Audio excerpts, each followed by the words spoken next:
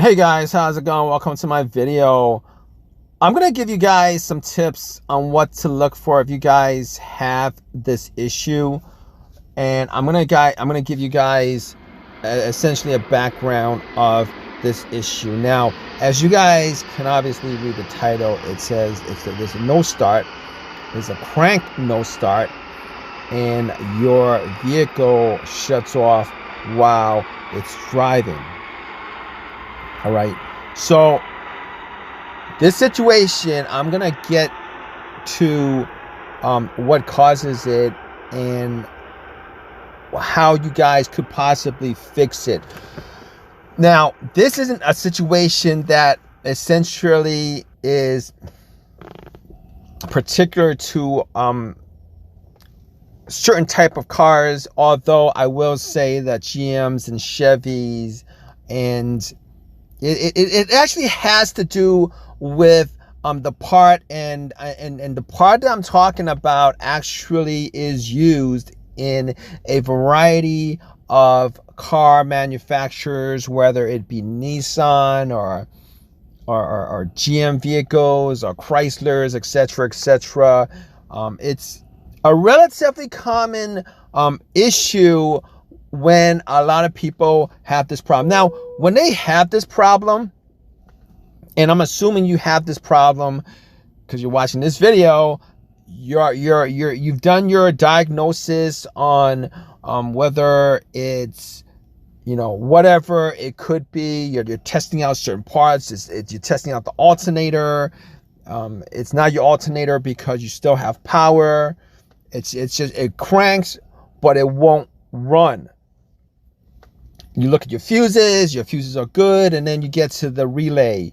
You get to the fuel pump relay, and you see the culprit of this situation. And you know, a lot of times that relay itself will be burnt. And that relay, the short that caused the relay to short out and burn the way it did.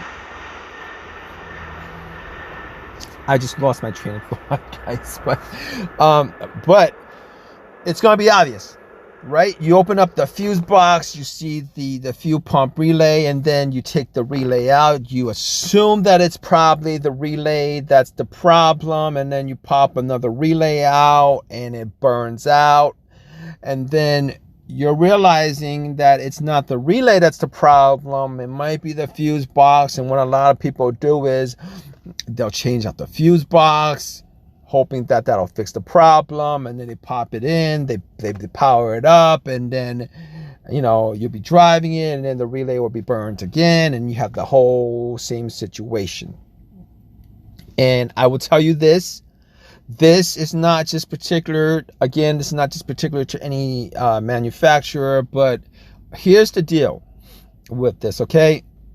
A lot of times when you guys have this situation, it's actually, it's obviously, first of all, it's obviously a short. If you guys know anything about electrical stuff, you guys know that there's a short somewhere that's causing the relay to burn out. The fuel pump relay in particular to burn out. So you're scratching your head trying to figure out where that short is. I will say that a lot of times, all right, the short is actually what you guys want to do is you guys want to look at the fuel pump itself. You guys want to get to the fuel pump. You guys want to check out the fuel pump. You guys want to make sure that the lines that connect to the fuel pump, that's connected by a socket to the fuel pump motor, you gotta make sure that that line, you know, it doesn't have like any kind of breakage in the covering of the wires, and the positive line, specifically the positive line, isn't actually touching the frame of the vehicle anywhere, which is pretty much the ground.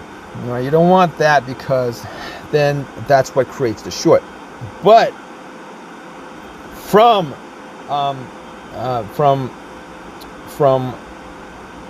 a lot of research, here's the kicker of this. And it's amazing to hear once you hear this, because a lot of times that short is actually inside. It's inside. It's inside the fuel tank, at where the motor is. That's pretty crazy, because a lot of times you figure out, you know, once you take that fuel pump out, you see that the lines itself are burnt. The lines that's inside the fuel tank where the gas is, that's actually connected to the fuel pump, is burnt. And you're probably wondering why. Well, if it creates that much heat to actually burn the wire, why didn't the gas catch on fire, etc., etc.? Look, I can't tell you that. I'm gonna tell you where to look for it. Right? There are specific years where these fuel pumps, and I'm not gonna get in particular to which vehicles, which fuel pump, like who manufactured the fuel pump, but that's what you're gonna be checking for. Okay, not only are you gonna be checking for it, but once you find that it's inside the fuel pump, that's the problem. The motor inside the fuel pump, that's the problem. And it's not the motor, it's actually the wiring that connects the motor. It's connected to the motor. The wiring is it's broken in a way where it's making contact, and then you have you know, various parts of the line where it starts shorting. All right, and particularly you have GM vehicles. There's a lot of GM vehicles that actually have this particular problem with shorting inside the fuel pump. All right, and there are other vehicles. I've heard that there are other vehicles who have had this particular problem with the fuel pump itself. I've heard Nissans have had this issue, because a lot of these vehicles, obviously these days, they're using interchangeable. They're using the same parts, essentially. It's just fuel pumps. All right, they're not manufacturing the fuel pumps. They're actually buying the fuel pumps from another. From a company that makes them, etc., etc. But that's it. That is, in many cases, if you have a short with the fuel pump relay in this situation, and it keeps on shorting out even after you changed out the fuse box, and it's probably not the fuse box in this case. That's what actually causes this kind of situation. So look out for that.